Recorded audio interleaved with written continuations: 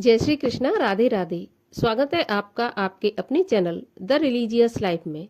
कान्हा जी की कृपा आप पर और आपके परिवार पर हमेशा बनी रहे। दोस्तों, आज के वीडियो में हम बात करने वाले हैं रविवार व्रत के बारे में।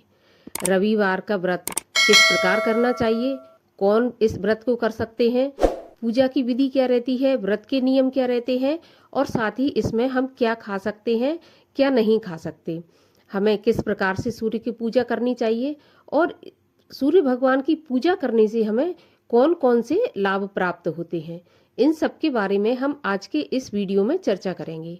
तो वीडियो शुरू करने से पहले आपसे अनुरोध है कि अगर आप मेरे चैनल पर पहली बार आए हैं और आपने अभी तक चैनल को सब्सक्राइब नहीं किया तो प्लीज़ चैनल को सब्सक्राइब कर लें। आज का वीडियो अगर अच्छा लगे तो वीडियो को लाइक करें और ज़्यादा से ज़्यादा शेयर भी करें। तो चलिए अब हम शुरू करते हैं वीडियो। तो देखिए, रविवार का व्रत भगवान सूर्य को समर्पित होता है। अब अगर आपकी कुंडली में सूर्य कमजोर है, देखिए सूर्य एक राजा होते हैं, राजा से अगर हम कुछ भी मांगे तो हम निराश नहीं होते। तो उसी प्रकार से अगर हम केवल एक सूर्य ग्रह को मजबूत करते हैं, सूर्य को संभाल लेते हैं, तो एक सूर्य ही बाकी सबको संभाल लेते हैं।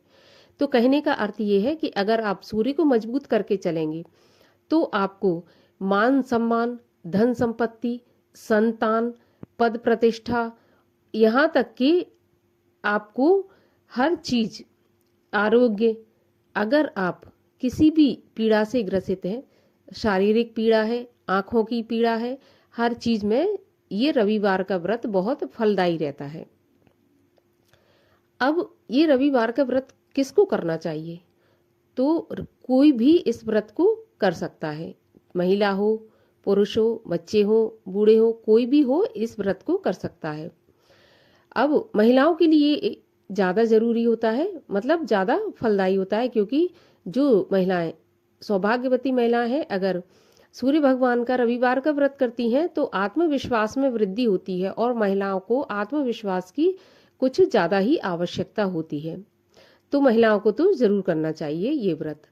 अब बात आती है कि ये व्रत कितने करने चाहिए। तो देखिए, ये कम से कम मैं बता रही हूँ आपको, कम से कम 12 व्रत तो रविवार के करने ही चाहिए।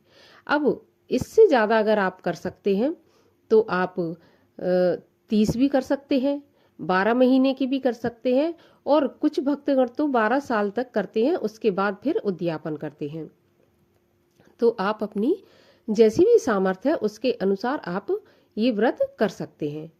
अब बात आती है कि अगर व्रत करते हैं तो व्रत के नियम क्या रहते हैं। तो देखिए, सबसे पहले तो मैं आपको बता दूं कि आप किसी भी शुक्ल पक्ष के रविवार से इस व्रत को आरंभ कर सकते हैं। अब व्रत के नियम क्या रहते हैं?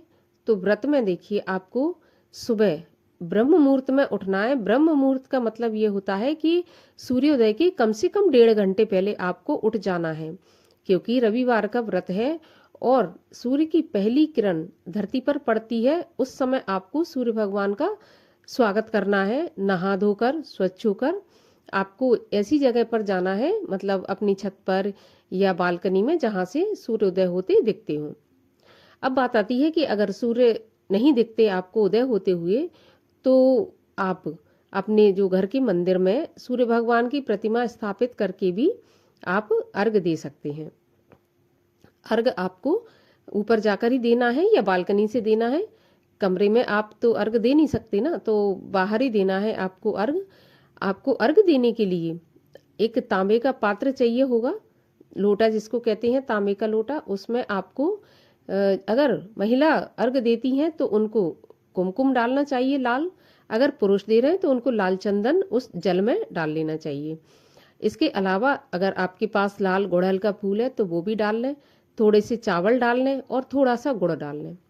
अब आप इससे अर्घ दें। अर्घ आपको एक बार में ही नहीं देना है, आपको 3 बार में देना है अर्घ। 3 बार में मतलब आपको पहले एक बार देना है, ओम सूर्याय नमः, ओम सूर्याय नमः, ओम सूर्याय नमः, फिर आपको रोक लेना है, फिर एक बार देना है इसी मंत्र का जाप करते हुए, और फिर तीसरी बार में आपको पूरा देना है अर्घ।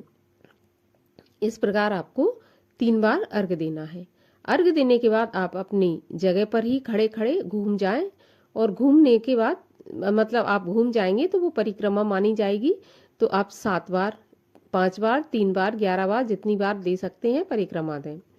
अब आप अपने पूजा स्थान पर आ जाएं और वहां पर विधि विधान से पूजा करें भगवान की, सूर्य देव की, और फिर इसके बाद आप रविवार व्रत की कथा पढ़ें, सुने या पढ़ें, फिर आरती करें। सारा दिन आपको व्रत रखना है, और रविवार का व्रत फलाहार से ही रखा जाता है। विशेषकर जो पौष माह के रविवार होते हैं उनको तो फलाहार से ही रखा जाता है। बाकी अगर आप रखते हैं रविवार का व्रत तो उसमें एक समय मीठा भोजन किया जाता है, तो फलाहार से रखें। और मीठा भोजन आप जब करते हैं तो ध्यान रखना है आपको कि सूर्यास्त के पहले पहले आपको भोजन कर लेना है। अगर आपने भोजन नहीं कर पाया सूर्यास्त के पहले और सूर्यास्त हो गया तो फिर आपको रात में कुछ भी नहीं खाना है। अगले दिन सुबह जब सूर्योदय हो तब अर्घ्य देकर तब आप अपना व्रत खोल सकते हैं, लेकिन सूर्यास्त के बाद आपको भोजन नहीं करना है रविवार के दिन। मीठा भोजन आप कर सकते हैं, नमक का सेवन बिल्कुल नहीं करना है। नमक का सेवन रविवार के व्रत में वर्जित माना जाता है। हो सके तो अपने भोजन में गुड़ शामिल करें, भगवान के भोग में भी गुड़ का प्रसाद लगाएं। गुड़ सूर्य देव के लिए बहुत ही अधिक प्रिय होता है। अब बात करते हैं कि रविवार के व्रत से कौन सा लाभ होता है। तो देखिए, कोई एक लाभ हो तो बात करूं, आपको कौन सा ऐसा लाभ है जो सूर्य देव की पूजा से नहीं होगा।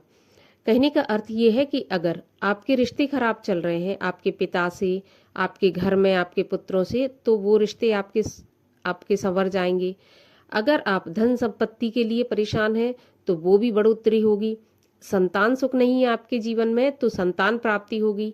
पद प्रतिष्ठा, मान सम्मान, हर चीज। कहने का अर्थ ये है कि अगर आप मान लीजिए किसी के लिए बहुत अच्छा करते हैं लेकिन फिर भी आपको कभी भी कोई बड़ाई या मान सम्मान नहीं मिलता, तो इसका मतलब साफ है कि सूर्य आपके कमजोर है। सूर्य को आप मजबूत कीजिए। और अगर आप किसी भी बीमारी से ग्रसित हैं, विशेषकर आंखों की अगर बीमारी से ग्रसित है तो उसमें भी सूर्य पूजा से लाभ होता है। तो बहुत ही लाभकारी ये रविवार का व्रत माना जाता है। और पौष का पूरा महीना सूर्य भगवान को ही समर्पित रहता है।